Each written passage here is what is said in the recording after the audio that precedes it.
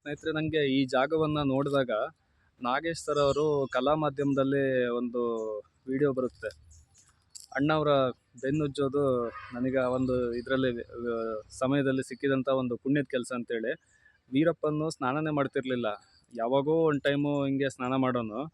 ಆವಾಗ ಅಣ್ಣವರು ಸ್ನಾನ ಮಾಡೋಕ್ಕಾಗದೆ ಒದ್ದಾಟ ಮಾಡಿದಾಗ ಆಯಿತು ಸ್ನಾನ ಮಾಡಿ ಅಂತ ಹೇಳ್ತಾನೆ ವೀರಪ್ಪನು. ಆವಾಗ ನಾಗೇಶ್ ಸರ್ ಅವರು ಅಣ್ಣವರ ಬೆನ್ನುಜ್ತಾರೆ. ಅದು ನನಗೆ ಒಂದು ಪುಣ್ಯದ ಕೆಲಸ ಅಂತೇಳಿ ಅವರು ಆ ಟೈಮಲ್ಲಿ ಭಾವಿಸ್ತಾರೆ. ಹಾಗೆಯೇ ಅಣ್ಣವರು ಕೂಡ ನಾಗೇಶ್ ಸರಿಗೆ ಬೆನ್ನುಜ್ತಾರಂತೆ.